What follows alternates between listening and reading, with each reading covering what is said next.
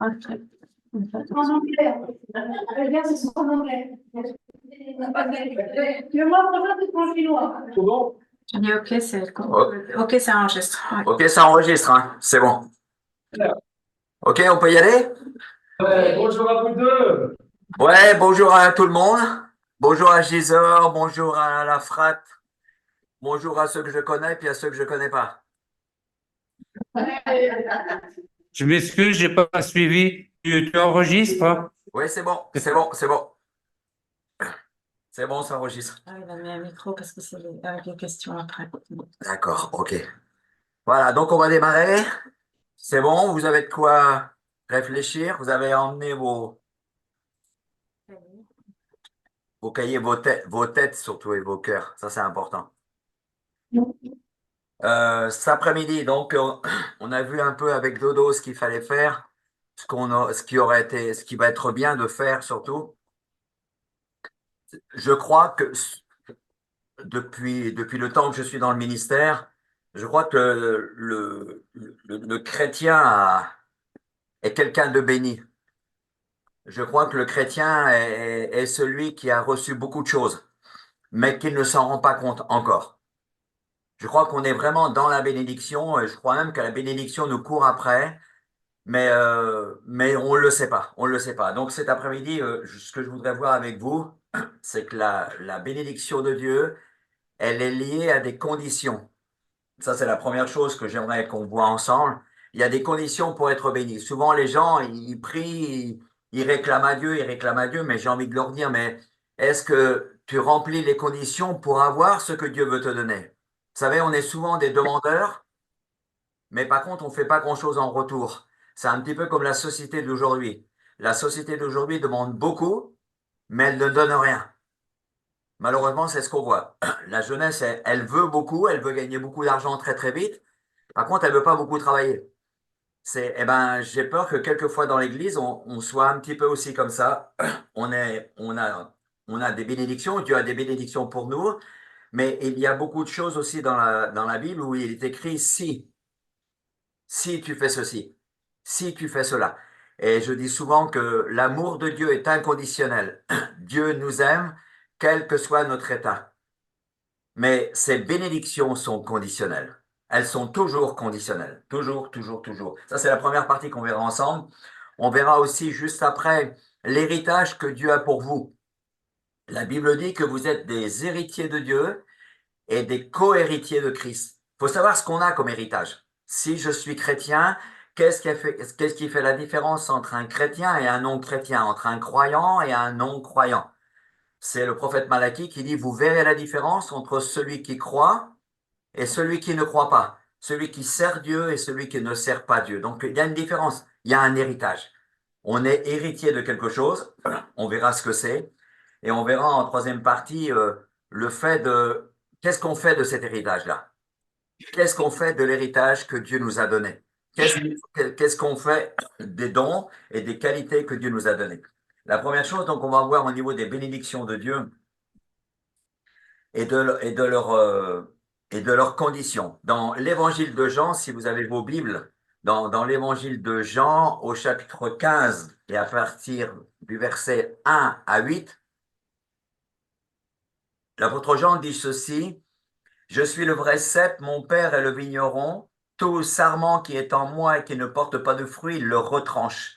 Tout sarment qui porte du fruit, il l'émonde, afin qu'il porte encore plus de fruits. Déjà, vous êtes purs à cause de la parole que je vous ai annoncée. Demeurez en moi, je demeurerai en vous. Je demeurerai en vous. Comme le sarment ne peut pas demeurer, ne peut pas lui-même porter du fruit s'il ne demeure attaché au cep, ainsi vous ne le pouvez pas non plus si vous ne demeurez en moi.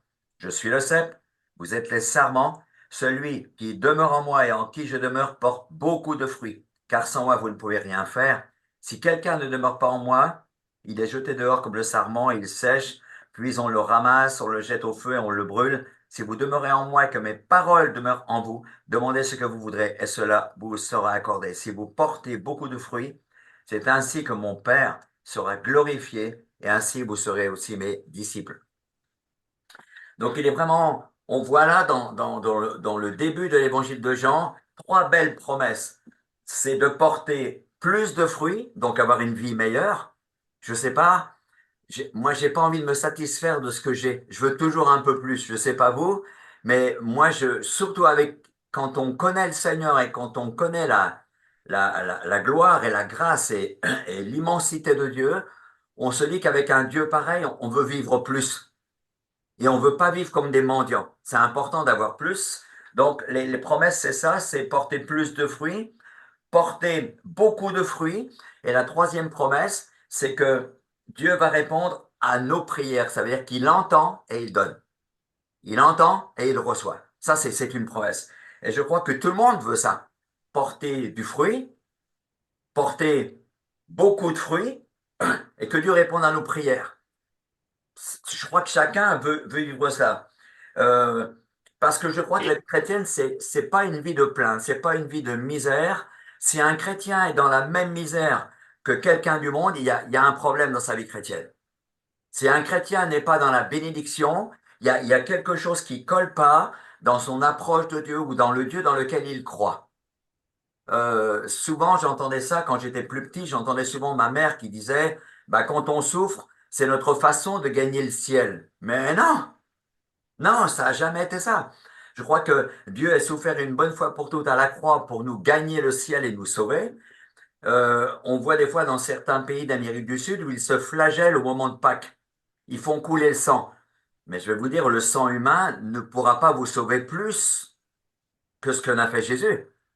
Et les gens font des œuvres pour essayer de se sauver. Mais la Bible dit que je suis sauvé juste par la foi, en croyant à ce que Christ a fait sur la croix. C'est juste le sang de Jésus sur la croix qui m'a sauvé. C'est pas mon propre sang, c'est pas mes propres efforts.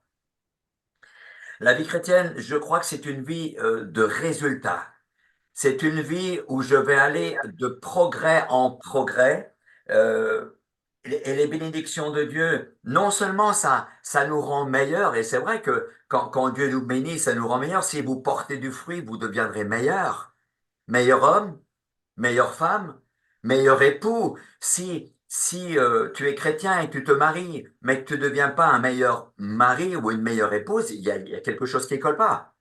Il faut que dans le couple aussi, Dieu vienne me faire porter du fruit. En tant que père de famille ou grand-père ou mère de famille, Dieu, dans ma maison, me fait porter plus de fruits pour devenir meilleur. Ça, c'est la première chose. Mais non seulement je deviens meilleur, mais la Bible dit, on l'a vu au verset 8 ici, si vous portez beaucoup de fruits, c'est ainsi que mon Père sera glorifié. Je crois que Dieu est glorifié de la façon dont ses fils et ses filles peuvent vivre. Dieu ne se glorifie pas dans la mendicité ou dans la misère, il se glorifie quand, waouh, on dit Seigneur, je vis quelque chose de bien avec toi. Et là, regardez, nous, pères de famille et mères de famille, on se glorifie sûrement pas de voir nos enfants qui sont pas bien. Mais au contraire, on se glorifie de voir nos gosses qui grandissent, qui portent du fruit, on se dit, waouh, j'ai bien bossé. J'ai bien bossé. Et je crois que Dieu se glorifie quand il voit ses enfants et quand il voit l'Église aller très très bien et porter de plus en plus de fruits. Et il dit encore, si vous portez beaucoup de fruits, c'est ainsi que mon Père sera glorifié, et en même temps, c'est ainsi que vous serez mes disciples. Ça veut dire quoi? Ça veut dire que quand tu portes du fruit, tu deviens vraiment disciple. Et tu ne restes pas juste un chrétien. J'aime bien, je ne sais pas comment vous vieillissez, mais souvent les gens vieillissent mal. Vous vous êtes pas rendu compte que des fois, qu'est-ce que les gens vieillissent mal? Oh, ils deviennent ronchons. Et bon, c'est vrai qu'on a des douleurs qu'on n'avait pas avant. Ça, c'est clair. Mais souvent, même chez les chrétiens, on voit les chrétiens qui vieillissent mal. Ils deviennent acariâtres, ils deviennent amers. Alors que moi, j'adore voir un petit vieux qui a Jésus dans son cœur et qui devient de plus en plus paisible. Vous savez, nous, quand on est beaucoup plus jeune, on est toujours en train de vouloir bouger, mais il n'y a rien de mieux que la paix de Dieu qui arrive sur nos années. Et j'aime bien ce que dit le roi David. Dans le psaume 92 et au verset 16, il dit, même en vieillissant, il porte encore du fruit et il reste plein de sève et de vie. Waouh! Moi, je veux croire. Je ne sais pas vous, mais moi, je veux croire que les années n'ont pas de poids sur nous quand la grâce, elle est là. Alors les années ont du poids sur nous dans nos corps et dans nos chairs, dans nos os, dans nos façons de dormir et dans, je dirais, la partie charnelle de ma vie. Ça, les années, on les sent. Je vous promets que je sens le matin quand je me lève. Oh, là, c'est dur. Mais ça n'a pas de poids sur mon cœur, sur mon âme. Ça n'a pas de corps sur mes de poids sur mes réactions.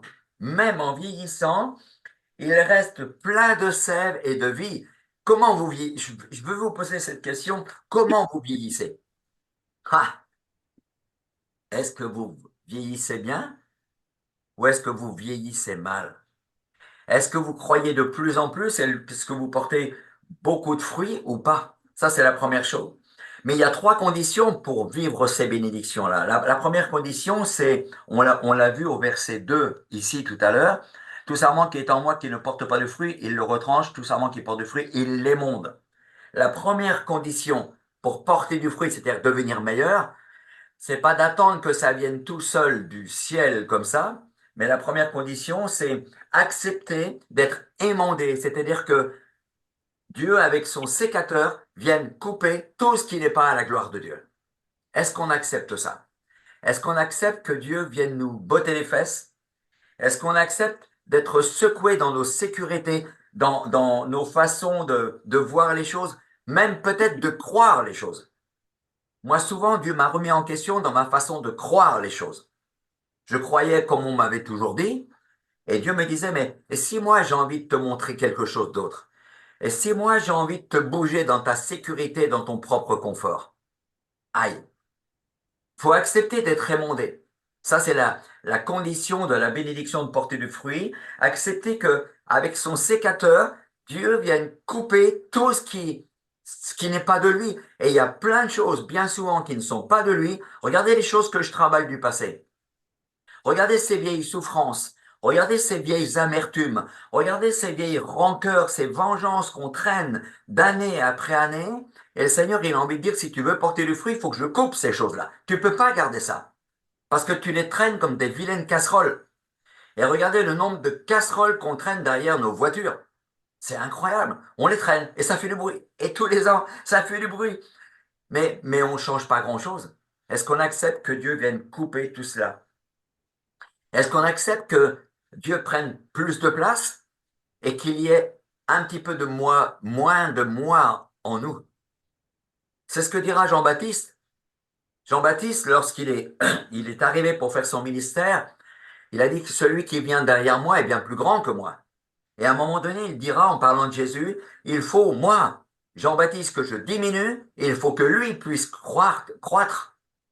Et à un moment donné, il faut que Dieu, accepter que Dieu coupe des choses qui sont trop de moi et qu'il mette des choses qui sont de lui. C'est important. Il faut que je diminue, mais vraiment que je diminue et que lui puisse prendre toute la place. Ça, c'est la première chose. Accepter d'être émondé. La deuxième chose, on le voit verset 5, pour porter du fruit. Je suis le cep, vous êtes les sarments. Celui qui demeure en moi et en qui je demeure porte beaucoup de fruits, car sans moi, vous ne pouvez rien faire. Ça veut dire que le sarment doit rester en Jésus, doit demeurer en lui, non pas croire en lui. Souvent, les gens disent, ben, un chrétien, c'est quelqu'un qui croit en Dieu. Non, pas forcément. Vous savez que le diable croit en Dieu. Il croit en Dieu. Seulement, est-ce qu'il est en Dieu? Non. Est-ce qu'il est en Jésus? Non. Et je crois qu'il y a tellement de gens qui disent croire en Dieu, mais qui ne sont pas et qui ne demeurent pas en Jésus, malheureusement. C'est demeurer en Jésus, c'est vivre en lui, c'est vivre pour lui, c'est vivre de lui. C'est que d'un seul coup, il devienne ma priorité. C'est ça, si vous demeurez en moi, vous porterez beaucoup de fruits. C'est pas juste penser à lui quand je viens à l'église.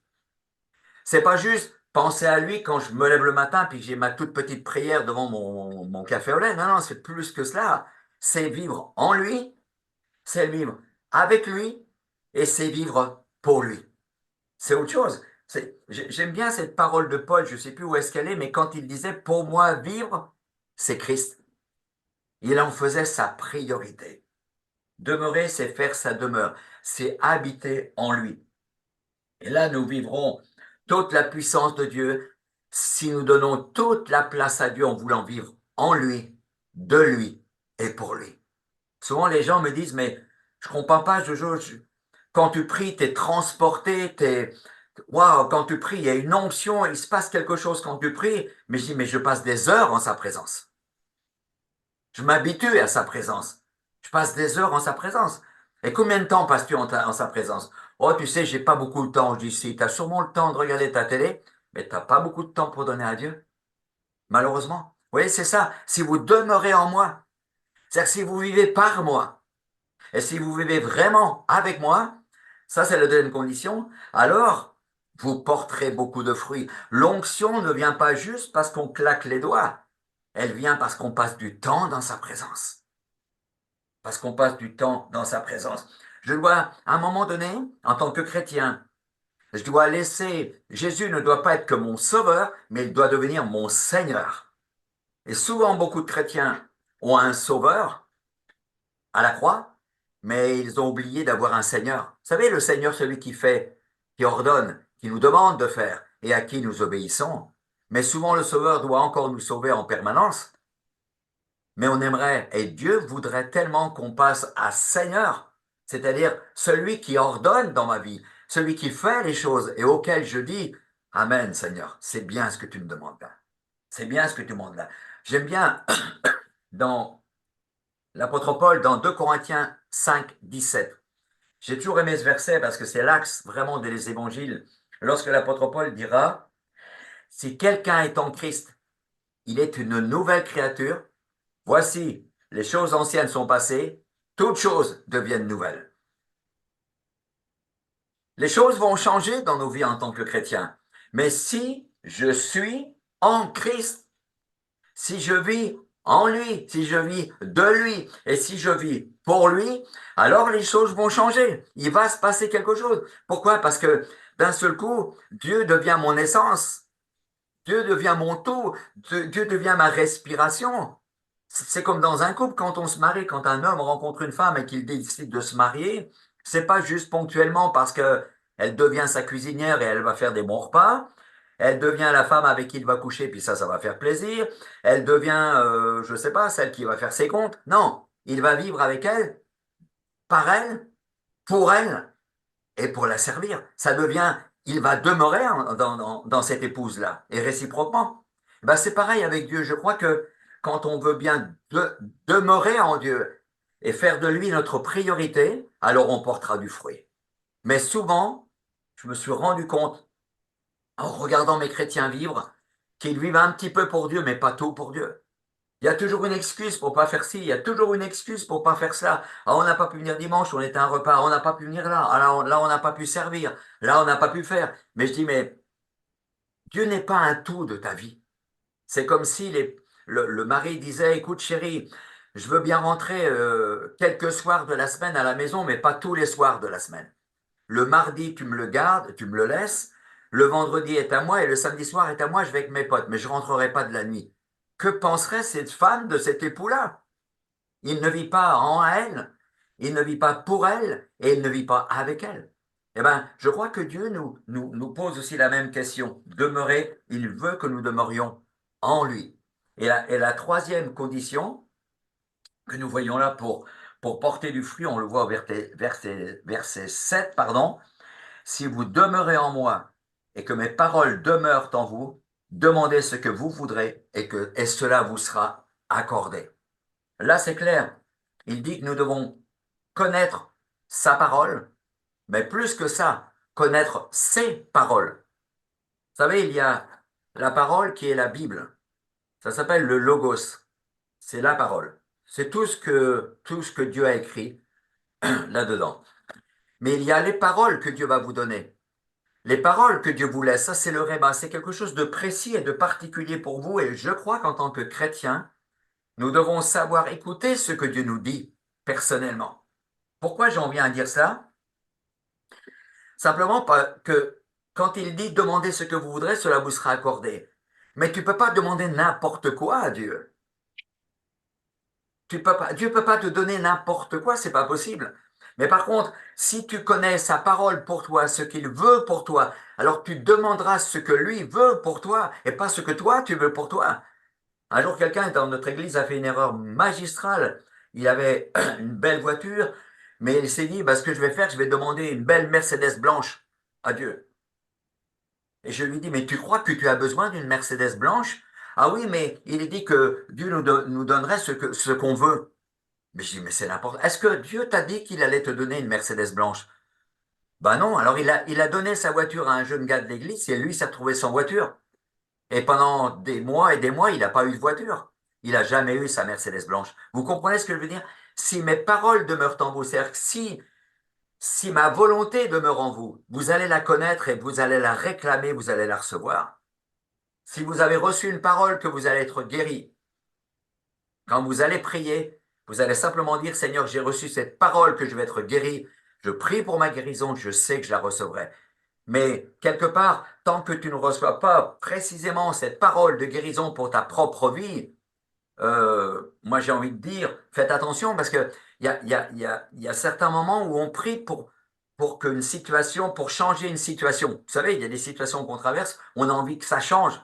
Et on prie pour cela. Mais il y a quelqu'un un jour qui a dit ceci, il a dit, quelquefois on demande à Dieu de changer notre situation sans savoir qu'il nous a mis dans cette situation pour nous changer.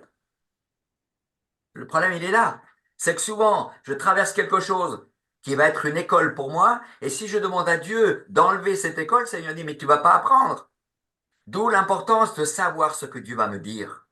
Si mes paroles demeurent en vous, demanderez ce que vous voulez, et cela vous sera accordé. Si mes paroles demeurent en vous. Ça, c'est la première chose que je voulais voir avec vous. Donc, vous voyez, il y a des bénédictions, porter du fruit, encore plus de fruits, et que nos prières soient reçues de Dieu, ça c'est une chose. Seulement, quelque part, il faut accepter d'être émondé, accepter vraiment ces paroles, accepter que Dieu soit le tout de ma vie. Ça, c'est important. Ce que j'aimerais passer à l'autre chose maintenant, c'est au niveau de votre héritage. En tant que chrétien, nous sommes riches en Dieu. Alors, je ne sais pas si vous êtes riche sur vos comptes en banque. J'espère que vous l'êtes plus que moi. Mais ça m'atteint même pas. Je m'en fous de ne pas être riche. C'est pas si grave que ça. Quelqu'un me disait un jour, peine d'argent n'est jamais mortelle. C'est pas de cette richesse-là dont je veux vous parler, mais cette richesse que nous avons en Dieu, cet héritage que Dieu nous a laissé en tant que chrétien. Si je suis devenu chrétien, c'est pour un plus. Et il faut les connaître. Il faut connaître cet héritage pour le vivre. Ça serait bête de savoir que tu as reçu un héritage d'un tonton en Amérique, que tu es richissime sur ton compte et que tu continues à mendier ton pain à la sortie de Carrefour. Et il y a malheureusement des gens qui sont comme ça. Il y a, il y a- je connais l'histoire d'un gars, il avait fait une croisière. Et au bout de 8 jours, ils l'ont retrouvé sur un des ponts du bateau, sur l'arrière. Il était tout maigre, il était affamé, il n'avait rien mangé pendant 8 jours. Mais ils lui ont dit, mais qu'est-ce que tu fous là? Mais pourquoi tu viens pas manger dans les restaurants avec nous? Il a dit, mais j'avais le prix du billet, mais j'avais pas le prix des repas. Et quelqu'un lui a dit, mais tu sais que le prix de repas est compris dans la croisière. Il ne le savait pas. Et il était en train de mourir de faim sur le bateau. Vous avez vu la croisière qu'il a passée, le mec? Il a ni mangé ni bu pendant 8 jours. Eh ben, j'ai peur qu'en tant que chrétien, c'est pareil, on a un merveilleux héritage de la part de Dieu et qu'on meurt de faim à côté. Vous ne croyez pas que c'est comme ça? Quelquefois, je vois les têtes de certains chrétiens dans la tristesse qu'ils portent. Je leur dis, mais es-tu sûr d'être chrétien? Parce que quand je vois la tête que tu as, je ne sais pas si ton Dieu il te sert à grand-chose. Je ne sais pas si tu te rends compte de qui tu es et de ce que tu as reçu en Christ. On a tout reçu. On a tout reçu. Et quelquefois, nous vivons comme ce gars à la croisière. On ne savait pas qu'il y avait tellement de choses qui étaient liées au salut que nous avons reçu. La Bible dit dans l'évangile de Jean, au chapitre 1er et au verset 16, nous avons tous reçu, nous les chrétiens, de sa plénitude. Quand vous savez ce qu'il y avait dans la plénitude de Christ et que ma Bible me dit qu'à partir du moment où j'ai reçu sa parole, que je l'ai reçu lui, j'ai reçu de sa plénitude, j'aimerais juste vous dire, vous avez de sa plénitude. Waouh! Souvent les chrétiens, on bave devant ce qu'a fait Jésus. Et n'oubliez pas cette parole de Jésus. vous ferez des œuvres plus grandes que celles que j'ai faites. Vous vous rappelez de cette parole? Et moi, faut saisir ça. Faut savoir saisir ça. Dans Colossiens, au chapitre 2, verset 10, Paul dit aussi, vous avez tout pleinement en lui. Il dit pas que vous êtes un peu mieux. Il dit pas que le Seigneur, il a mis des pansements sur vos blessures. Il dit pas, ça fera un peu moins mal. Il dit pas comme certains médecins, bah, j'espère que ça va aller mieux. Non, il vous dit, vous avez tout pleinement en lui. Waouh, quelle bénédiction. Et dans Colossiens, encore une fois, au chapitre 1er et au verset 27, Christ en nous, l'espérance de la gloire. Paul est en train de nous dire, si Christ habite vraiment dans vos vies, il y a la gloire dans vos vies. Il y a la gloire, c'est l'espérance de la gloire. Il y a la gloire dans vos vies. Il y a la gloire de Dieu. J'aime bien. L'autre jour, je suis tombé sur un texte en lisant un peu ma Bible et je suis tombé sur. On trouve ça dans Genèse 17. Et Dieu est là face à Abraham. Et Abraham, il a des doutes. Il a des doutes parce que Dieu lui avait dit plusieurs fois des années avant qu'il aurait un fils, qu'il aurait un fils, qu'il aurait une progéniture, qu'il aurait une descendance. Puis le pauvre Abraham, il commence à vieillir et il y a sa libido qui commence à descendre sérieusement parce qu'il a plus de 90, après il a plus de 95, après il a 99 ans. Et à un moment donné, il a des doutes parce qu'il dit, mais ma femme, elle est toute vieille, quand on dirait une vieille patate fritée, fripée là. Et Seigneur, moi, tu es sûr de ce que tu as dit? Tu es sûr de ce que tu as dit? Et Dieu va lui dire cette chose-là merveilleuse. Il va lui dire, dans Genèse 17, verset 1, je suis le Dieu tout-puissant, l'El Shaddai. Marche devant ma face et sois parfait. Waouh!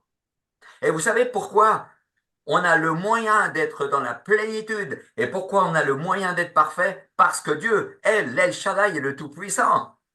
Et parce que Dieu est tout-puissant, j'ai cette toute-puissance. Je suis héritier de ça. Je suis héritier de ces choses-là. Il faut savoir entrer dans cet héritage en tant que chrétien. Pas le savoir seulement, mais il faut quelquefois, il faut le vivre. Nous sommes héritiers, Romains 8, 17, nous sommes héritiers de Dieu et co-héritiers de Christ. Romains 8, verset 17.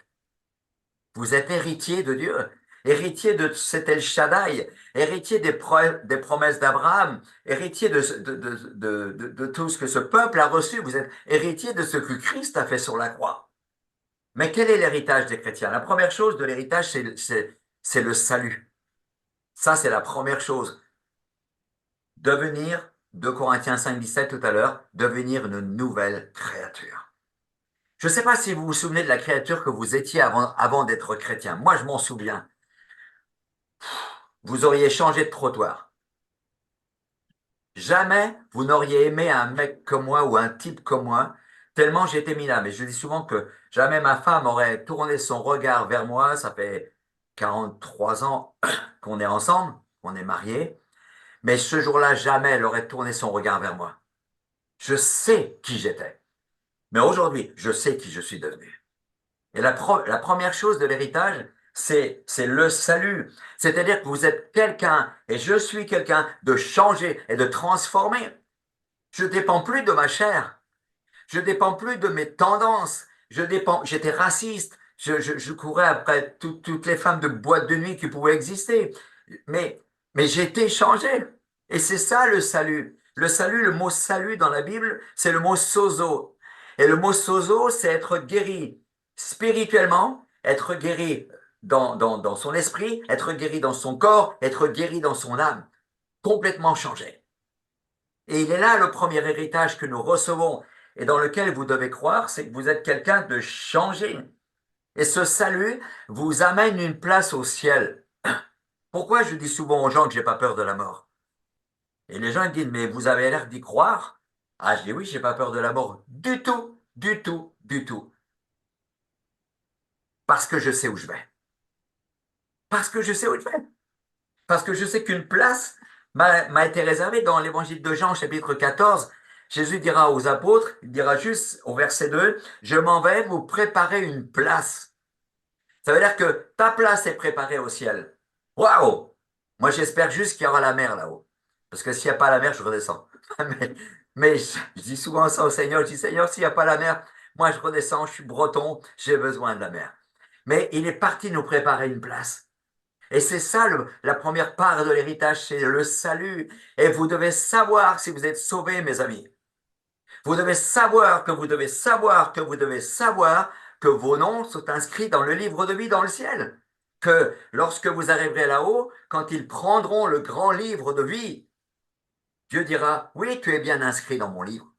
Tout le monde n'y sera pas inscrit.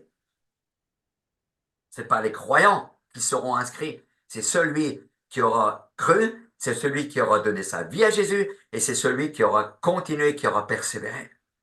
Et c'est ça la première chose que je vous pose comme question, c'est est-ce que vous êtes convaincu de votre salut?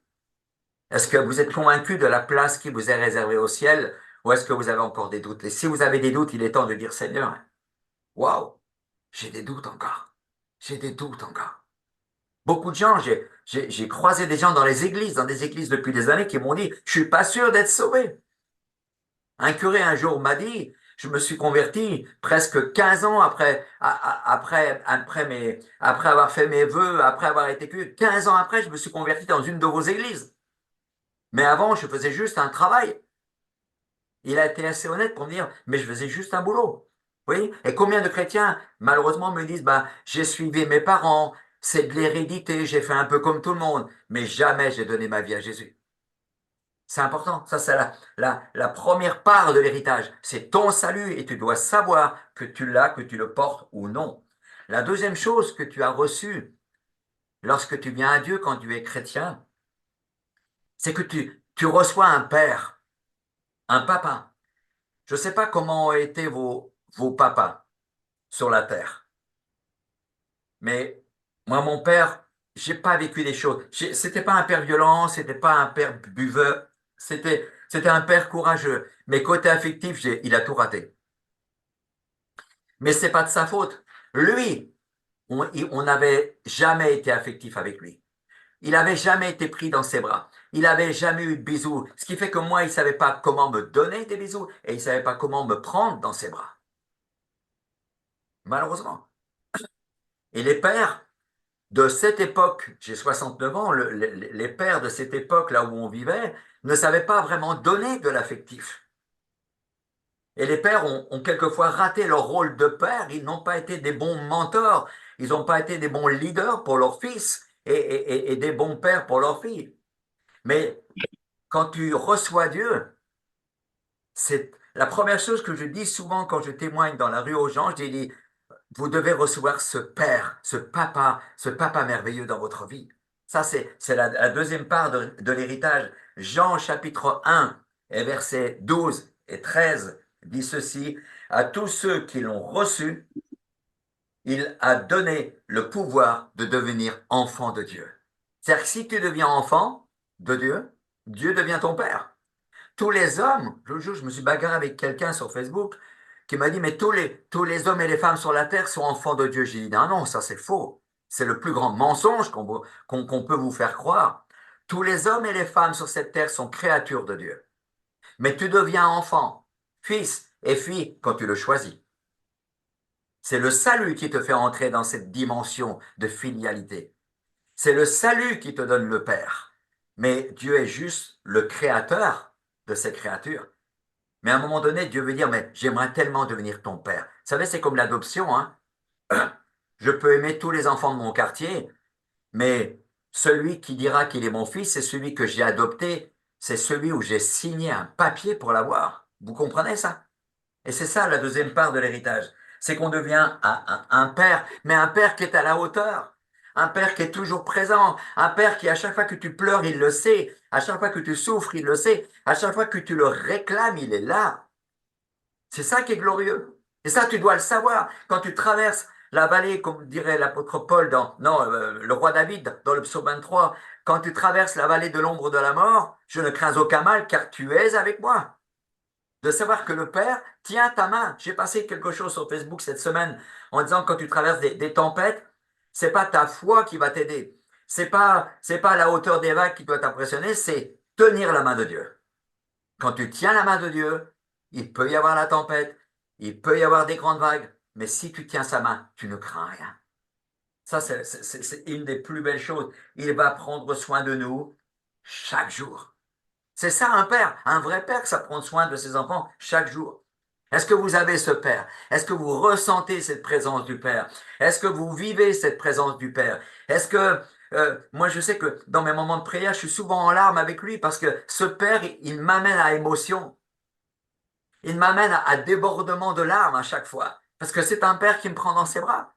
Vous savez, Dieu n'est pas juste le Dieu, oh, tu dois me servir, tu es pasteur, tu es serviteur de Dieu, tu dois me servir. Non, il me prend dans ses bras. La plus belle des choses quand je suis en prière, c'est ce Dieu qui me prend dans ses bras. J'ai pas besoin de... Vous savez, j'ai beau être un vieux bonhomme, mais en même temps, j'ai besoin de ce Père. J'ai besoin de ce Père. C'est ce Père qui me fait du bien. Et ça, c'est la deuxième part de l'héritage. Tu dois croire que tu as ce Papa du ciel. Et la troisième part de l'héritage, sans laquelle on ne fera jamais rien, c'est le Saint-Esprit. On vient de traverser la Pentecôte, là, le week-end dernier. C'était le week-end de Pentecôte, vous vous rappelez de Acte 2? Lorsque le Saint-Esprit est tombé à la chambre haute, est tombé sur les disciples, des langues de feu sont tombées sur chacun. Et Jésus avait fait cette promesse, vous attendrez la promesse. Je ne veux pas que vous commenciez quoi que ce soit sans commencer par ça. C'est-à-dire qu'il était en train de leur dire, moi je m'en vais près du Père, mais vous allez pouvoir continuer à construire l'Église, mais attendez, surtout attendez. Et ils ont attendu pendant 10 jours. 10 jours. Entre l'ascension et la Pentecôte, il y a 10 jours. Pendant 10 jours, ils vont attendre. Et Jésus leur dira, il leur avait dit dans l'évangile de Jean, il vous conduira dans toute la vérité. Il sera esprit de puissance, il sera esprit de paix, et ainsi de suite, et ainsi de suite. Vous recevrez une puissance, Acte 1, 8.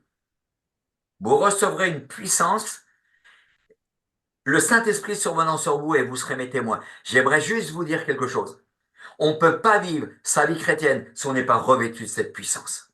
On peut peut-être être des croyants, on peut peut-être croire, comme me disaient souvent des collègues de mon travail, moi je crois dans le petit Jésus. D'abord je leur dis, moi il n'est pas petit mon Jésus, c'est un grand Jésus.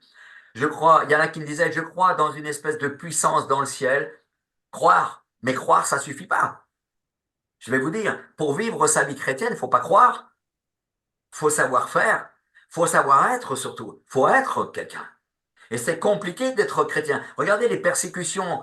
Il y a les persécutions que vous pouvez traverser dans vos familles, à votre boulot. Dès que vous commencez à ouvrir la bouche, que vous commencez à parler de Dieu, mais vous vous faites mais lapider littéralement. Parce que le monde ne reçoit pas ce message-là. Le monde ne veut pas entendre ce message-là. Vous recevrez une puissance pour être mes témoins, une puissance pour prier, une puissance pour prêcher, une puissance pour être quelqu'un d'autre. On a besoin de cette puissance pour dépasser nos normes, nos sécurités, notre confort. On a besoin de cela. Et la question que je vous pose, est-ce que le Saint-Esprit a toute sa place dans vos vies? Est-ce qu'il a toute sa place dans votre vie? Le Saint-Esprit veut être simplement un compagnon de route, mes amis. Il veut juste être un compagnon de route. Et il veut être à nos côtés. Il est celui qui nous donne la révélation. Tiens, fais attention à ceci. Tiens, fais attention à ta femme. Fais attention à ton mari. File un mauvais coton à un de tes fils, une de tes filles. Le Saint-Esprit nous prévient. Il est esprit de révélation. On a besoin de ça. Sinon, vous allez réfléchir en tant que chrétien avec vos réflexions personnelles, mais ça ne marchera pas. Et le Saint-Esprit va vous révéler des choses sur un tel, une telle. Et c'est comme ça que vous avez besoin de cette puissance survenant sur vous. Et c'est ça la Pentecôte, réellement.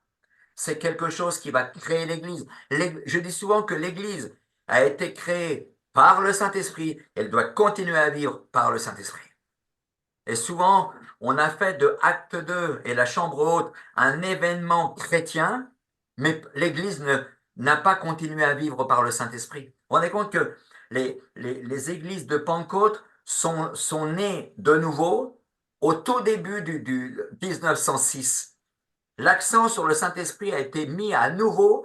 Le Saint-Esprit a été perdu dans les années 300-400 et 1906, le baptême dans le Saint-Esprit est revenu à l'ordre du jour. D'un seul coup, Dieu a dit, vous avez besoin de ça pour avancer. Vous avez besoin de ça. C'est la troisième composante de votre héritage. C'est la troisième composante de votre héritage. C'est une composante de puissance, elle est importante. J'aime bien ce que dira l'apôtre Paul dans 2 Corinthiens 4, 7. Il dira, nous portons ce trésor, ce feu, nous le portons dans des vases de terre afin que cette grande puissance soit attribuée à Dieu. Nous la portons dans des vases de terre. On est ce qu'on est. Vous êtes ce que vous êtes. Mais quand c'est rempli, quand votre vase est rempli du feu d'en haut, mais vous êtes un lion, vous êtes complètement quelqu'un d'autre. Vous êtes quelqu'un d'autre. Vous voyez, vous comprenez cet héritage-là, l'héritage du salut. Vous devez savoir que vous êtes sauvé et qu'une place vous est réservée au ciel. Vous devez savoir que vous avez un papa qui vous lâchera jamais la main. Ça, c'est votre héritage. Et vous devez savoir que le Saint-Esprit, il a envie de vous remplir. C'est pour ça que l'apôtre Paul sera toujours en train de dire aux églises, à Colosse, aux Thessaloniciens, à Philippe, il leur dira tout le temps, mais soyez toujours en train d'être remplis du Saint-Esprit. Soyez toujours en train d'être remplis du Saint-Esprit. Et je viens à ma dernière partie, mais je vais passer assez vite. Je ne veux pas vous endormir parce que c'est l'après-midi. Et la troisième partie de cet après-midi, c'est qu'est-ce que vous faites de cet héritage-là, du salut, de la place du Père dans votre vie et de la place du Saint-Esprit. Qu'est-ce que vous faites de cet héritage-là? Il y a 3 choses, 3 paraboles que vous connaissez bien dans la parole de Dieu. La première chose, par rapport à cet héritage de salut, par rapport à la puissance du Père, l'El Shaddai, et par rapport à la puissance du Saint-Esprit, la première chose qu'on peut faire en tant que chrétien avec les années, vous savez, on s'habitue. Vous savez, on s'habitue à être chrétien. La première chose qu'on peut faire, c'est on peut l'enterrer. Vous vous rappelez de la parabole des talents? On va pas la lire là, je prends pas le temps de la lire, mais vous trouverez ça dans Matthieu 25. La parabole des talents. Un maître de maison va distribuer des talents. Il part en voyage. Il distribue 5 talents à l'un, 2 talents à un deuxième et 1 talent au troisième. Et vous connaissez l'histoire. Il veut que pendant son départ, ils puissent fructifier leurs talents. C'est-à-dire que ça produise du fruit. Et quand il revient, il y en a un, il lui redonne 10 talents. Il a multiplié par 2 la mise. L'autre, il a multiplié par 2 la mise. Et le troisième, lui, il a déconné, lui. Lui, il n'a pas joué le jeu. Lui, il n'a pas fait ce qu'il faut. Et le troisième, il a enterré son talent parce qu'il a dit, oh là là, moi j'ai la trouille, j'ai trop peur de le perdre. Donc il a enterré son talent. Il n'a rien fait, il n'a pas bossé. Il a dormi sur ses 2 oreilles pendant tout le temps du voyage de son maître. C'est quoi? Qu'est-ce que ça veut dire ça pour nous? Ça veut dire que quelquefois on peut avoir le salut et se contenter de son salut et de son ciel en disant, maintenant que je suis sauvé, je suis sûr d'une chose, c'est que je n'irai pas en enfer. Ouf, vivons tranquilles maintenant. Et les gens ne s'occupent plus du tout de porter du fruit, ne s'occupent plus du tout de servir Dieu, ne s'occupent plus du tout de servir le Père, de servir l'Église, de faire grandir l'Église et d'être des serviteurs, des leaders. Ils se contentent juste de leur salut et les dons que Dieu leur a donnés, parce que vous savez que vous avez tous reçu des dons spirituels de la part de Dieu. Vous trouverez ça dans les épîtres aux Corinthiens, mais vous avez reçu des dons spirituels. Mais quelque part, on l'enterre, on le met dans la terre. On s'en sert pas parce que on a peur. On a peur de parler aux gens, on a peur de prier pour les gens. Est-ce que vous savez que quand vous priez, que vous imposez les mains aux malades, les malades peuvent être guéris? La dernière fois que vous l'avez fait, c'était quand? Ah, c'était quand? C'est vouloir, non pas un sauveur comme je disais tout à l'heure, mais c'est vouloir un Seigneur qu'on doit servir et non pas enterrer ses dons parce que oui, mais j'ai eu peur. Et c'est ce que dira le gars à son maître. Il dira, j'ai eu peur, je l'ai enterré. Et souvent, nous les chrétiens, on dit, j'ai eu peur de témoigner. J'ai eu peur d'aller prier pour quelqu'un. J'ai eu peur d'aller poser mes mains sur un malade. J'ai eu peur de dire quelque chose. J'avais reçu une parole prophétique, mais j'ai eu peur de la donner à l'Église. On enterre son don. L'apôtre Pierre, dans la première épître de Pierre, au chapitre 4 et au verset 10, Pierre dira que chacun mette au service des autres le don qu'il a reçu. C'est-à-dire, si tu as reçu, Dieu dit, mais fais fructifier ton don.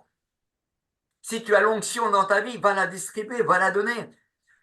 En tant que chrétien, je ne sais pas si vous serez d'accord avec moi, mais on est porteur d'une paix spéciale.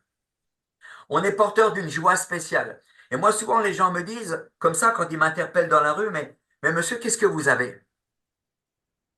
Je dis rien de spécial. Je suis chrétien. Je sers Dieu. Et ils ont lu quelque chose sur mon visage. Ils ont lu une certaine paix, ils ont lu une certaine joie sur mon visage. Et quelque part après, ça a déclenché la discussion, ça a déclenché que j'ai parlé avec eux, ça a déclenché que j'ai prié avec eux. Le don, faut pas l'enterrer. Et souvent, je dis aux gens, quand ils arrivent à l'église et qu'ils font la gueule, j'ai dit non, le don de la joie, il se voit pas beaucoup chez toi. Et pourtant, tu viens louer le Seigneur cet après-midi. Et tu devrais tellement péter le feu, tu devrais tellement aller bien, quoi. Et quelquefois, on enterre notre joie. On enterre cette joie. J'aime bien ce qu'a dit un homme qui s'appelle Reels. Et il a dit ceci, qu'un homme converti ne veut pas aller au ciel tout seul. J'aime cette phrase. Un homme converti ne veut pas aller au ciel tout seul, c'est-à-dire qu'il veut faire participer son entourage. Il veut faire participer son entourage. Il veut communiquer ses dons. Il veut communiquer ce qu'il a reçu. Il veut donner. Il ne veut pas enterrer en disant non, non, non, non, mais je préfère en parler à personne. Mais au contraire, il veut le donner. Il veut le pratiquer. Dans l'évangile de Luc au chapitre 8, verset 38, Jésus va donner ce verset important. Il va dire, donnez et il vous sera donné et on versera dans votre sein une bonne mesure qui déborde, car on vous mesurera avec la mesure dont vous vous serez servi. Waouh! Waouh! Moi, quand je vais arriver au ciel, vous savez ce que je veux entendre? Je veux entendre cette parole. Viens, entre dans la joie de ton maître, bon et fidèle serviteur. Tu as fait du bon boulot. C'est ça que je veux entendre. Pas pour me glorifier, mais pour dire au moins mon passage sur terre, mes 85 ans, mes 80, mes 70, je sais pas. Non, pas 70, c'est l'année prochaine. Mes 15-20 prochaines années, que je puisse me dire, j'ai servi à quelque chose sur la terre. Et Dieu me dit, entre dans la joie de ton maître, bon et fidèle serviteur. Et c'est ça la question qu'il faut se poser quand on arrivera au ciel là-haut. Est-ce que Dieu me dira, mais qu'as-tu fait de tes dons? Ou est-ce que Dieu me dira, je suis content, tu as porté du fruit? C'est la question que vous devez vous poser en tant que chrétien. Qu'est-ce que vous faites de vos dons? Qu'est-ce que vous faites de l'onction que Dieu vous donne? Qu'est-ce que vous faites de la joie qui est la vôtre? Qu'est-ce que vous faites de ce Père que vous avez? Qu'est-ce que vous faites de cette puissance de l'Esprit? Qu'est-ce que vous faites de cette place réservée au ciel alors qu'il y a tant de gens qui meurent avec la peur de la mort? Je vois des tas de gens âgés, mais ils sont malades parce qu'ils savent qu'ils vont mourir. Ils sont pas bien.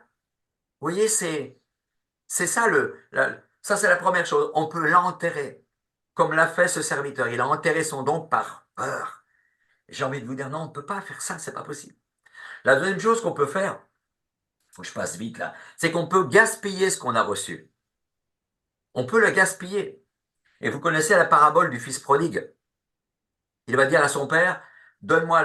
Un père avait deux fils, un fils aîné et un plus jeune fils. Et le plus jeune fils, il va vouloir voler de ses propres ailes, il va vouloir aller vivre sa vie. Et il va dire à son père, donne-moi la part de l'héritage de ma mère, de l'héritage qui me revient, donne-moi ma part et j'ai envie de vivre ma vie, donne-moi ma part. Et il va prendre sa part et il va aller la gaspiller. Parce qu'il va la gaspiller. Et il est dit que ça va mal se terminer. Il est dit qu'il va user et gaspiller tout l'argent qu'il avait reçu. C'est grave quelque chose. Quelque part, c'est terrible. Il a gaspillé ce qui n'était pas à lui parce que c'était au Père. Et souvent, j'ai envie de vous dire, l'onction que vous avez reçue, le Saint-Esprit que vous avez reçu, le Père que vous avez reçu et le salut que vous avez reçu, c'est pas votre part, c'est la part que Dieu vous donne, mais c'est la sienne. Et je crois qu'en tant que chrétien, on doit faire attention de ne pas trop croire que c'est notre part, mais c'est la part que Dieu nous donne. Jamais oublier que l'onction qui est sur nous, c'est pas notre onction, c'est l'onction du Saint-Esprit. Et faire attention à ce qu'on fait, toujours avec la part du Saint-Esprit. Je dois respecter la présence de l'Esprit en moi, bien-aimé. La respecter, je dois la faire fructifier, je dois y faire tellement attention, en prendre soin par une vie sainte, par une vie qu'on met à part quelque part. Et il est dit que le fils prodigue va perdre, même ce qu'il avait reçu. Et je crois que si on ne fait pas attention à ce qu'on a reçu, on peut gaspiller la part de l'onction que Dieu nous donne. Et je crois que cette onction que Dieu nous donne, on doit la faire fructifier au contraire. Et moi, je dis souvent, cette onction, si j'y fais attention de la présence du Saint-Esprit, ça va multiplier. Il va se passer quelque chose. Il va se passer des belles choses dans notre vie. Mais il faut faire attention de ne pas la gaspiller. Pas faire comme ce fils prodigue qui a cru que c'était à lui, qui pouvait en faire ce qu'il voulait. Mais non. Moi, je fais toujours attention quand je prie le matin, je dis Saint-Esprit. La Bible dit de ne pas attrister le Saint-Esprit. Vous connaissez ce verset? Par vos vies, n'attristez pas le Saint-Esprit. Par vos attitudes, par vos paroles, faites attention parce que vous portez l'Esprit de Dieu en vous. Le Saint-Esprit, votre corps est le temple de l'Esprit de Dieu. Et à partir du moment où vous faites n'importe quoi, le Saint-Esprit cohabite avec n'importe quoi. Et je dis souvent à des chrétiens, fais gaffe à ce que tu dis.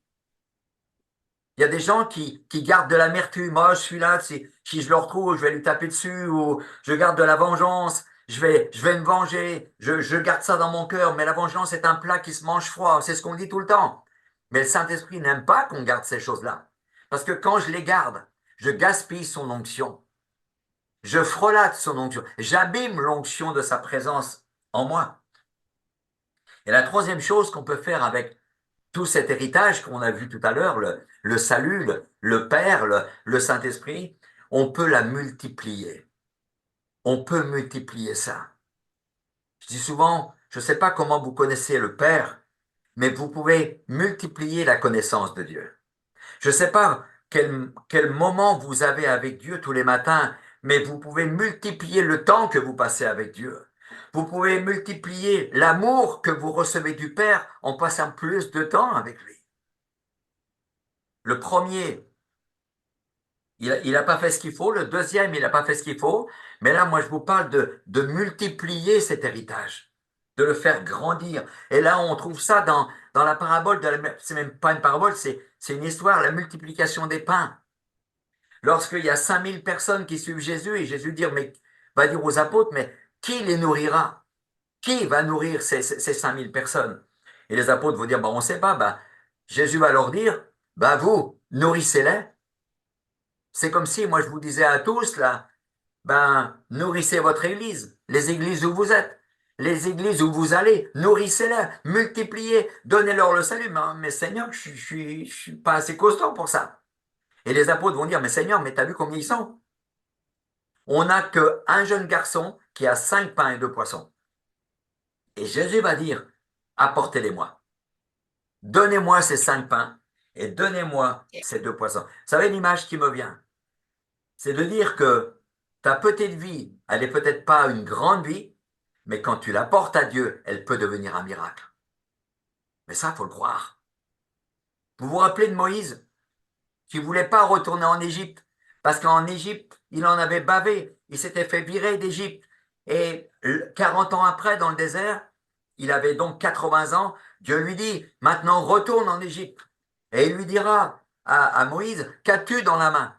Et Moïse lui dira, mais j'ai un bâton dans la main. Et il lui a dit, pose-le au sol et le bâton va devenir un serpent. Et on s'aperçoit après que les 10 plaies d'Égypte vont venir à chaque fois que Moïse tendra son bâton. Moïse n'était pas fortiche, Moïse n'était pas surpuissant, Moïse n'était pas El Shaddai, Moïse n'était pas Dieu, mais seulement à chaque fois qu'il posait ce bâton, il se passait un miracle. Ça veut dire quoi? Ça veut dire que vos vies, si vous la gardez entre vos mains, il n'y aura pas de puissance, mais si vos vies sont entre les mains de Dieu, il se passera quelque chose. Il va se passer quelque chose. Peut-être que vous dites, mais oui, mais mes petites prières, elles ne feront pas grand-chose. Tes prières peuvent changer les situations de quelqu'un. Mais quand je prie pour quelqu'un, il ne va rien se passer. Ta prière peut bouleverser ta vie. Si tu rencontres quelqu'un qui ne va pas bien, ta parole dans ta bouche, si tu l'apportes à Dieu, Dieu va en faire quelque chose, va en faire un miracle. Waouh! Moi, je crois en cela. Mais pour la multiplier, il faut donner sa vie à Dieu. Il faut remettre sa vie entre les mains de Dieu. Parce que j'aime pas quand les gens ils me disent j'ai un grand ministère. Je déteste ça. Quand je vois certains pasteurs chez nous qui disent invitez-moi, j'ai un grand ministère de guérison, invitez-moi, j'ai un grand ministère prophétique, j'ai envie de lui dire mais t'es qui toi? T'es qui pour dire ça? Le ministère que tu as, c'est Dieu en toi, mais c'est pas toi. C'est l'Esprit de Dieu en toi, mais c'est pas toi. Vous voyez, il faut à un moment donné rendre à César ce qui est à César et à Dieu ce qui est à Dieu. Et dire, ma vie, elle doit être entre ses mains. Et c'est entre ses mains qu'elle produira le miracle. Lorsque le jeune garçon a pu donner ses 5 pains et ses 2 poissons, waouh, ils ont pu nourrir une foule de 5000 personnes. Et ils ont ramené après plus de 12 paniers de pain. Waouh! Mais parce que le gamin, il a bien voulu donner. Mais s'il n'avait pas donné, il serait reparti avec ses courses. Et c'est normal, il allait redonner ça à sa mère. Mais parce qu'il a voulu donner ça, il est reparti avec beaucoup plus de courses. Vous comprenez ça? Il faut que, si vous voulez que votre onction et tout ce que vous avez se multiplie, à un moment donné, il faut donner ça à Dieu. Il faut mettre vos vies entre les mains de Dieu. J'ai envie de vous dire, chaque matin, remettez vos vies entre les mains de Dieu. Chaque matin, chaque matin. Je vais juste finir là, pour vous dire ça. Nous devons revenir au vrai évangile, qui nous dit que nous devons donner nos vies à Dieu pour qu'il s'en serve. Et souvent, on vient à Jésus pour être guéri. On vient à Jésus pour être sauvé. On vient à Jésus pour qu'il puisse nous oindre. On devient des bénis oui-oui. Et Dieu dit, mais le vrai évangile, c'est tu donnes ta vie et moi je m'en sers. Parce que ta vie, quand tu vas me la donner, il va se passer quelque chose dans ton village. Il va se passer quelque chose dans ta rue. Il va se passer quelque chose dans ta maison. Il va se passer quelque chose dans ta famille. Mais donne-moi ta vie. Donne-moi ta vie. Il faut qu'elle soit entre mes mains. C'est ça le vrai évangile. On n'est pas forcément capable de faire Vous n'êtes pas forcément capable, ni moi, de faire quoi que ce soit. Demain, je prêche un message à mon église, mais je ne suis pas vraiment capable de le faire. Mais Dieu en moi sera capable de le faire et de le dire. Et Dieu en vous sera capable de le faire et de le dire. Regardez pas ce que vous êtes. Regardez ce que lui, il est en vous. Vous avez la plénitude de Dieu et cette plénitude de Dieu, elle va accomplir des choses. L'esprit de l'évangile, c'est pas guéris-moi Seigneur, c'est sers-toi de moi Seigneur. C'est ça le vrai évangile. Sers-toi de moi, prends ma vie. Prends ma vie. Sers-toi de moi. Sers-toi de mes mains. Sers-toi de ma bouche. C'est ça qui est important. Plus tu vas donner ta vie, plus Dieu va s'en servir et plus Dieu va te renouveler. Faites l'expérience un jour, quand vous n'allez pas bien. Oh, vous êtes là, en train de vous plaindre, ça colle pas, ça colle pas, ça colle pas. Et vous vous plaignez, et vous êtes fatigué, et vous êtes de plus en plus malade. Commencez à servir Dieu. Commencez à les donner aux autres. Vous allez voir que d'un seul coup, vos santé, elles vont être renouvelées. Votre vie va être renouvelée parce que votre onction va se renouveler au fur et à mesure que Souvenez-vous de cette veuve de Sarepta avec le prophète Élisée. Il lui restait juste un peu de farine, un tout petit peu d'huile, et elle va dire au prophète, je vais faire une miche de pain, je vais faire un petit gâteau, et puis avec mon fils, on mangera ça et on va mourir. Et le prophète va dire, mais fais-moi d'abord un gâteau à moi. Et elle aurait pu dire, mais non, mais c'est pour nous, il ne nous reste plus que ça. Élisée, là, tu déconnes, là, il ne reste plus que ça. Et la veuve, vous savez ce qu'elle va faire? Elle va faire le gâteau, elle va le donner au prophète. Mais il est dit que parce qu'elle avait donné ce qu'elle avait, l'huile n'a plus jamais manqué dans le vase et la farine n'a jamais manqué non plus. Waouh! Le miracle, il vient quand tu donnes, Dieu multiplie. Quand tu donnes, Dieu multiplie. L'héritage que vous avez dans vos vies, il faut que vous vous rendiez compte que vous êtes des personnes, là, toutes, je vous regarde, hein, mais vous êtes des personnes extraordinaires. On est tous, les chrétiens, des personnes extraordinaires. On est les gens les plus heureux sur Terre. On est les gens les plus puissants sur Terre. Moi, je bave pas après tous ces richissimes et ces députés, ces ministres qui nous font n'importe quoi. Je bave pas après ces gens-là, moi. Par contre, quand je vois un chrétien rempli de Jésus, je bave devant lui. Je dis, waouh, Seigneur, ça, c'est quelqu'un de puissant. Ça, c'est quelqu'un de puissant. Amen. Voilà ce que je voulais vous dire cet après-midi quant à l'héritage. Vous avez beaucoup reçu. Mais maintenant, il faut aller donner et ne pas enterrer. Les gens n'ont pas tout ce que vous avez. Les gens n'ont pas tout ce que vous avez. Quelquefois, dans ma clientèle, je croisais des médecins. Quand j'étais commercial, je croisais des juges, je croisais des avocats, des chefs d'entreprise. Et dans ma tête, je me disais, mais qu'est-ce que je peux leur donner? Qu'est-ce que je peux leur dire? Ils en savent tellement, ils sont tellement plus intelligents que moi. Et Dieu me disait, le peu que tu sais, ils l'ont pas. Parce que toi, tu as Jésus et eux, ils ne l'ont pas. Et si tu leur donnes Jésus, là, ils deviendront des gens bien. Vous voyez un petit peu? Ce que vous êtes, est bien plus que ce que le monde peut avoir. Vous avez un héritage, waouh, qui est glorieux, qui est puissance de vie. Mais par contre, autour de nous, il y a des gens qui crèvent, il y a des gens qui ont soif, il y a des gens qui ont faim, il y a des gens qui attendent ces paroles. Ces paroles. Là, ma fille, l'autre jour, elle rentrait, elle rentrait de son travail. Elle me dit, ah, papa, je suis pas bien, je suis pas bien, j'ai une mauvaise nouvelle. Elle a une amie à elle qui est décédée, une quarantaine d'années, quoi. Vous voyez, les gens autour de nous sont pas forcément bien. Et elle s'est suicidée, cette femme, à 40 ans. À 40 ans. Et ma fille était, en tant que médecin, elle était complètement paumée, quoi. Elle me dit, mais tu te rends compte, papa? Complètement paumée. Elle dit, oui, autour de nous, il y a de la misère, mais elle se montre pas vraiment. Elle s'affiche pas. Mais c'est à nous d'aller la débusquer, c'est à nous d'aller donner ce que nous avons. Donnez votre sourire, donnez votre paix, rayonnez. J'ai envie de vous dire, brillez dans le monde. Priez parce que vous êtes le sel de la terre, la Bible dit, et Jésus dira, vous êtes le sel de la terre et la lumière du monde. Alors brillez, puis soyez le sel simplement. Amen, amen. Ah, Marie-Christine, elle a quelque chose à vous donner. Ah, attends, je laisse la place. Vas-y. Vas-y.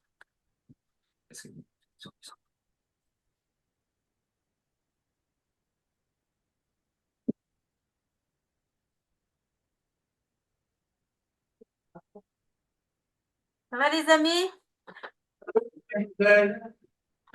Chez nous, on est en train de préparer le 80e anniversaire du débarquement, vous savez? Et pour laisser Joe tranquille, j'étais en train de coudre les drapeaux que nous allons mettre aux fenêtres. Nous, tous les ans, voilà, on met les drapeaux américains, canadiens, anglais, etc. Et voilà, pendant que je priais, il me revenait en faisant la couture, il me venait cette parole, Seigneur, tu as libéré la France physiquement, humainement. Maintenant, viens la libérer spirituellement. Et je crois que, comme disait De Gaulle, la France aux Français. Et c'est aux Français d'évangéliser la France et de prendre leur place. Et pour ceux qui la connaissent, Cathy, notre violoniste hongroise, avec qui nous partons en Hongrie la semaine prochaine, elle est en mission à Soissons avec Hélène Goosbel, pour ceux qui écoutent la musique de Hélène Goosbel, si vous aimez. Vous pouvez aller regarder sur le net. Et elle m'a envoyé un message ce matin parce qu'ils sont à Soissons, dans une église, toute une mission qui est organisée. Il y a l'évêque qui est là, il y a tout le monde qui est là. C'est tout un week-end. Et elle me dit surtout, prie pour nous. Et voilà. Et tout en causant et en priant, le Seigneur m'a rappelé une vision que j'ai eue en 1994. Et je suis allée rechercher dans le cahier de prophétie parce que je m'en rappelle très bien. Je crois que c'est une des visions les plus puissantes que j'ai pu avoir lors de c'était à Cherbourg, lors d'un culte, un dimanche matin. Et c'était, vous savez, vous vous souvenez des films de Sister Act? C'est dans les moments où ces films sont sortis. Et Alexandra, notre fille aînée, elle a commencé à prendre un chant qui s'appelle I will follow him. Et ça dit, je vais le suivre. Quoi qu'il me dise, je le suivrai. Et je reprenais les paroles tout à l'heure. Et quand elle a commencé à le prendre, l'onction était extrêmement puissante. Et moi, je me suis retrouvée complètement à l'envers. Je ne touchais plus terre. Dans cette vision, elle était vraiment très, très forte.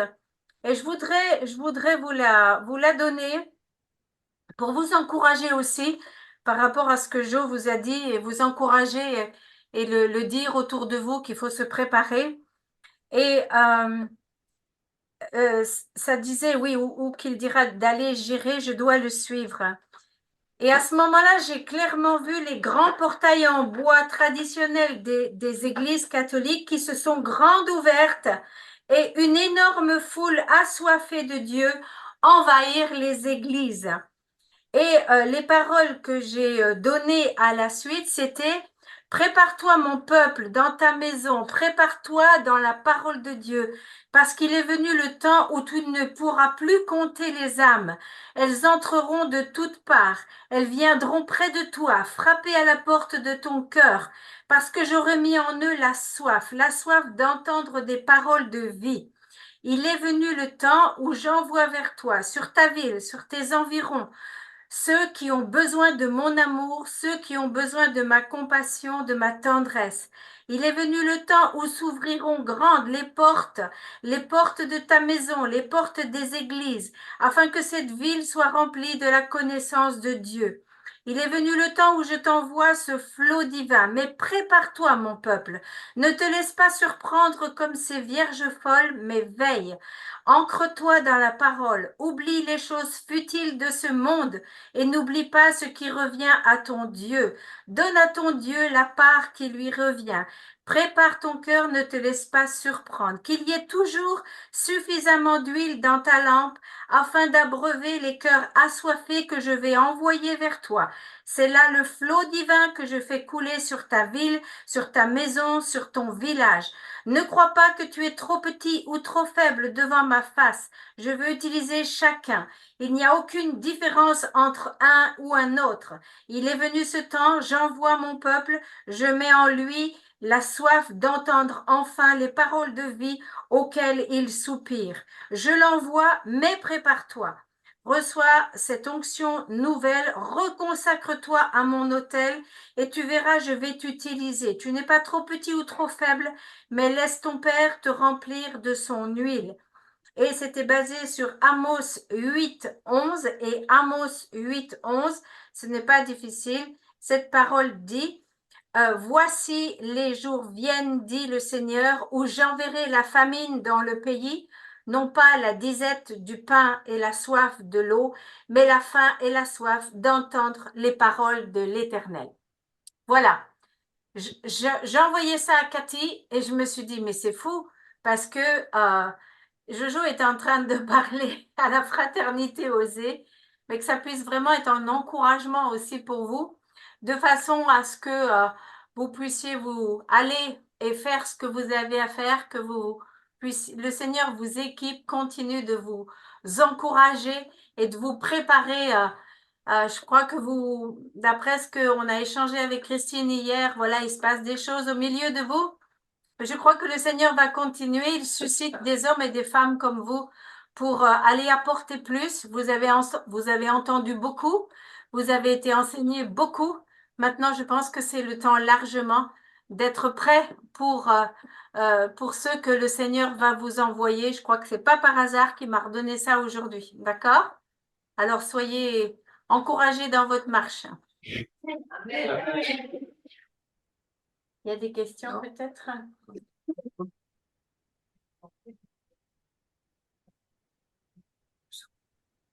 Mais écoute, voilà. Est-ce que Non. vous avez des questions? Vous aviez dit, vous y avez un temps questions-réponses. J'avais des questions. Faut digérer tout ce que vous avez entendu déjà. Oui. Ok. Moi. Je ne sais pas si tu m'entends. Là, oui, là, oui. C'est super. Super ce que tu nous as donné cet après-midi. Oui. Ça, il y a toute une continuité à aujourd'hui dans tout ce qui a été vécu. D'accord, Des confirmations. Oui, très puissant. d'accord, d'accord. Ok. C'est bien, c'est bien. Mhm. Laissez-vous conduire. Le Seigneur veut utiliser tout le monde. Et, voilà. Amen. Il n'y a pas de petits et de grands dans le royaume de Dieu. Il n'y a que des serviteurs et des servantes qui ont reçu et qui doivent partager. Amen. Ok? On vous accompagne là, on vous accompagne dans votre voyage. Oui, priez pour nous, pour ça, oui. Ouais, c'est énorme, hein. Une église de 5000 personnes, vous imaginez? Voilà, c'est une nouvelle mission. Après Rome, nous voilà à Budapest. Merci beaucoup. Ok. Bisous, bisous. Bisous à vous, que le Seigneur vous bénisse et puis merci pour vos prières et À la prochaine. à la prochaine. Hein. Je stoppe l'enregistrement, hein, Dominique. Bisous. Merci vous aussi. Bye bye. Écoute. Question avec le